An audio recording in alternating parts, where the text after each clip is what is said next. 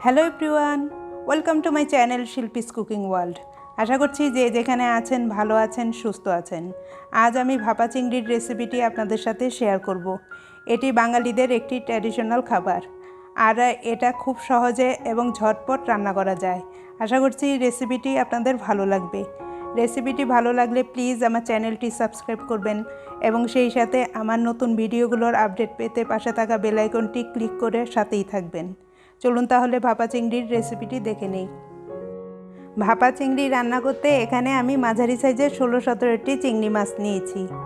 চিংড়ি মাছগুলোকে আমি এভাবে খোসা ছাড়িয়ে কেটে ধুয়ে পরিষ্কার করে নিয়েছি, আর লেজের দিক দিয়ে একটু খোসা রেখেছি, এতে করে চিংড়ি মাছগুলো দেখতে সুন্দর লাগে। এখন চিংড়ি মাছের সাথে নিচ্ছি হাফ কাপ নারকেল বাটা, 2 টেবিল চামচ সরিষা বাটা।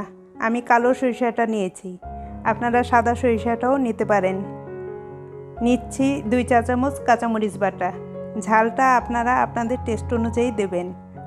হলুদ গুঁড়া নিচ্ছি 1 চা চামচ, লাল মরিচের গুঁড়া 1/4 চা চামচ, এটা অপশনাল।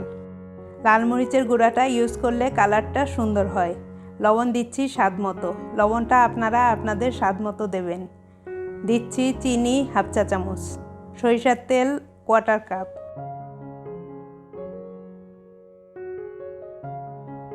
এখন সব কিছু একসাথে আলতোভাবে মিশিয়ে নিচ্ছি। খেয়াল রাখতে হবে মাছগুলো যাতে ভেঙে না যায়। এখন আমার মেশানো হয়ে গেছে, আমি 10 মিনিট এগুলোকে ম্যারিনেট করে রেখে দেব। এখন আমি একটি স্টিলের টিফিন বক্স নিয়েছি, আপনারা যে কোনো হিটপ্রুফ বাটি এখানে ইউজ করতে পারবেন। এখন এই বক্সের মধ্যে মশলা মাখানো চিংড়ি মাছগুলো নিয়ে নিচ্ছি।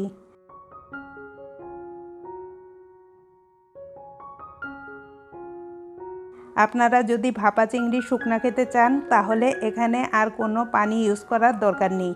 আমি একটু ঝোল রাখবো, তাই এখানে মশলার বাটি ধুয়ে পানি দিয়ে দিচ্ছি। আমি এখানে 1/4 কাপের মতো পানি দিয়েছি। উপর থেকে 1 চা চামচের মতো সরিষার তেল ছড়িয়ে দিচ্ছি। দিচ্ছি 3টি আস্ত কাঁচামরিচ, এতে করে কাঁচামরিচের একটা সুন্দর ফ্লেভার ছড়াবে।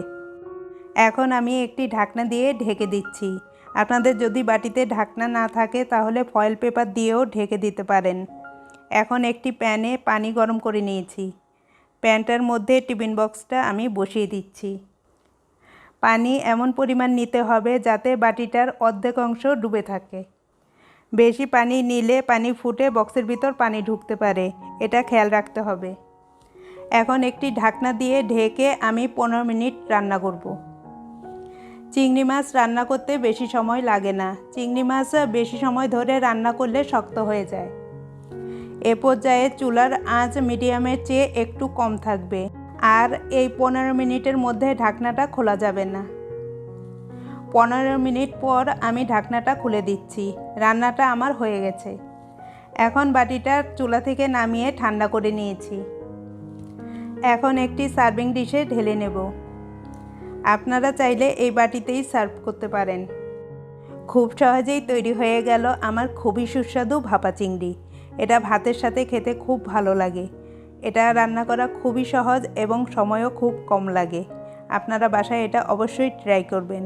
রেসিপিটি ভালো লাগলে ভিডিওটিতে লাইক এবং কমেন্ট করবেন এবং সেই সাথে ভিডিওটি ফ্যামিলি অ্যান্ড ফ্রেন্ডসদের সাথে বেশি বেশি করে শেয়ার করতে ভুলবেন না।